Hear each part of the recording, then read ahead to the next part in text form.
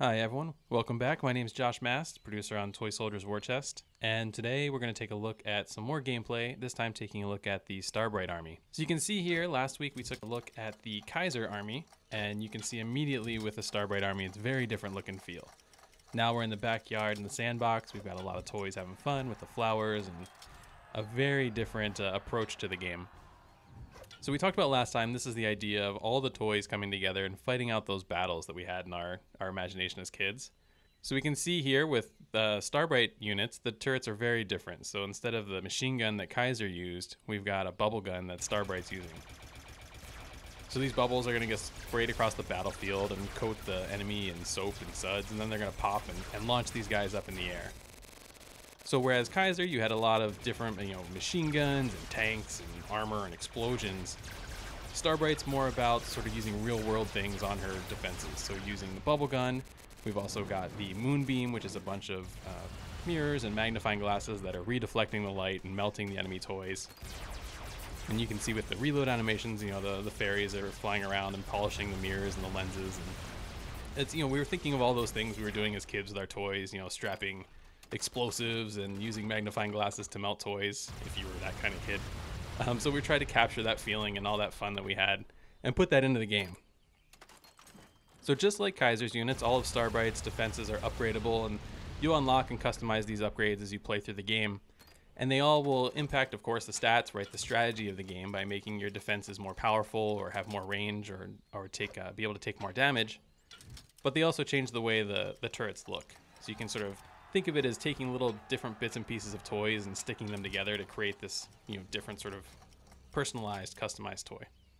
So last week we took a look at Kaiser, the first hero, and today we're looking at Starbright. So Starbright's arsenal is very different. Again, no machine gun. She's got a hand glitter cannon that's going to shoot glitter and confetti at the enemies. And she's got a heart grenade that's going to explode and blow them to hearts. And we're also showing one of her ultimate weapons, a secondary weapon, the cupcake wand, which is devastating.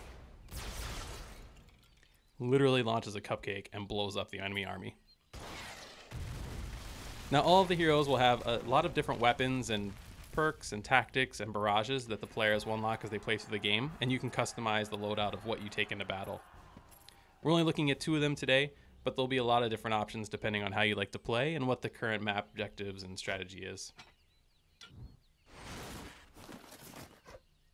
For Starbright's vehicle, we're taking a look today at the Pegasus. So this is a flying vehicle that players can take control of and fly in and around the map and rain down glittery death and rainbow missiles of destruction.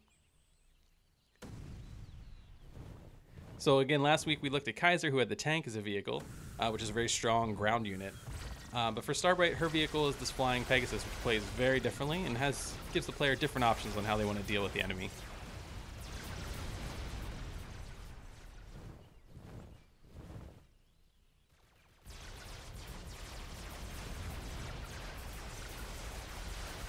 The artillery unit for Starbright is again very different from the giant cannon, the giant artillery cannon that Kaiser had. Starbright's is a snail with a rubber band strapped to it that shoots golf balls at the enemy. Now, like the rest of the units in the game, with the projectiles that you're firing, the players can take control of it and do the shell cam, so they can adjust in this case, the golf ball while it's in flight. Or they can play more strategically and just let it fire on its own.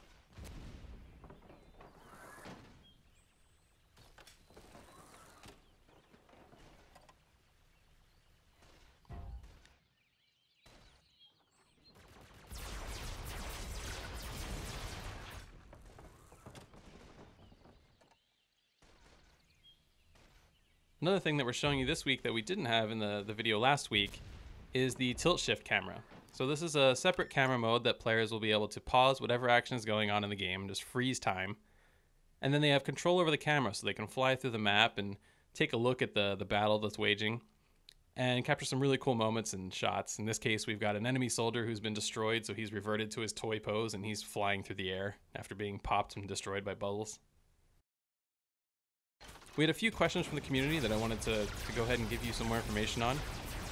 The first and most popular question, of course, is which platforms and when is the game coming out?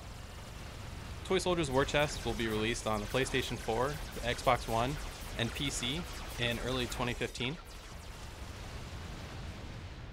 We also had a question from the community about how many missions will be playable for the armies. So we haven't locked down the exact number of missions yet, but we've got more content than we've had in the previous Toy Soldiers game because we've got this single player campaign that you can play cooperatively with friends as well. And we've got a different campaign for every army. So there's I don't want to say there's 4 times as much content, but there's a lot more content than we had in the previous Toy Soldiers games. Another question we had was how customizable are the armies? So we saw a little bit of how different the heroes play. And each of these heroes also have their own customization path they can go down with the different weapons they can equip, the different upgrades they can apply like perks and tactics, and also the different barrages they can deploy on their enemies. Players will unlock these as they play through the game, and they can choose which ones they're going to take into battle depending on the mission they're going into. So that's it for this week.